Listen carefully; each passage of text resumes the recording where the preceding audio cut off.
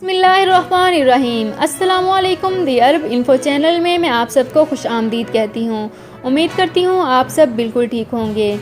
जैसा कि आप जानते हैं कि सऊदी अरब ने दोबारा अपनी इंटरनेशनल फ़्लाइट्स जनवरी 2021 में रिज्यूम कर दी हैं। इससे पहले आपके साथ सऊदी अरब की मिनिस्ट्री ऑफ इंटीरियर का ऑफिशियल अनाउंसमेंट आपके साथ शेयर कर चुकी हूँ। सऊदी अरब की इंटरनेशनल फ़्लाइट्स के रिज्यूम होने की वीडियोस तो आपके साथ शेयर कर ही चुकी हूँ, लेकिन आज की वीडियो में इस रिलेटेड बहुत ही इम्पोर्टेंट पॉइंट आप लोगों के साथ शेयर करना चाहूँगी। ऐसे गैर मुल्कियों को किस मुल्क जाना पड़ेगा अगर उन्हें सऊदी अरब जाना होगा तो अगर आप उन्हीं ममालिक में से किसी मुल्क में हैं तो आपको किस मुल्क में 14 दिन के लिए रहना होगा सऊदी अरब जाने से पहले।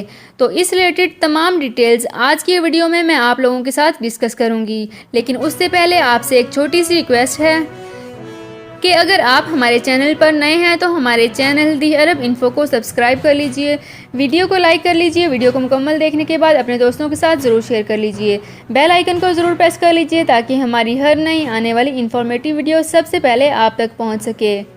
वीडियो को स्टार्ट करने से पहले मैं उन लोगों का बहुत शुक्रिया अदा करना चाहूँगी जो कि हमारे फेसबुक पेज पर हमारा बहुत साथ दे रहे हैं, हमारी वीडियोस को ज़्यादा से ज़्यादा शेयर कर रहे हैं। हम अपने फेसबुक पेज पर अपने यूट्यूब चैनल का लिंक भी शेयर करते हैं। काइंडली इस लिंक को ओपन करके हमारी यूट्यूब चैनल को ज़रूर विजिट कीजिए। तो चलते हैं अपनी आज की वीडियो की तरफ। वो तमाम ममालिक जिनमें कोरोना वायरस के नए केसेस सामने आए हैं, चाहे वो बरतानिया है, चाहे वो जनूबी अफ्रीका है, या फिर और भी कई ममालिक हैं जिनमें कोरोना वायरस काफ़ी हद तक फैला हुआ है।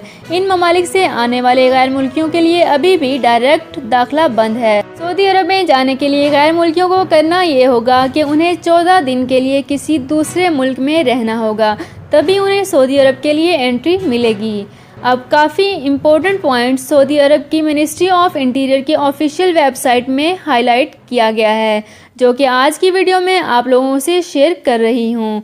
इस चीज़ को आप अपने ध्यान में रख लीजिए कि वो तमाम ममालिक जिनमें कोरोना के नए केसेस सामने आए हैं, अगर उन गैर मुल्कियों को सऊदी अरब में एंट्री चाहिए तो इससे पहले उन्हें 14 दिनों के लिए तो किसी दूसरे मुल्क में रहना होगा।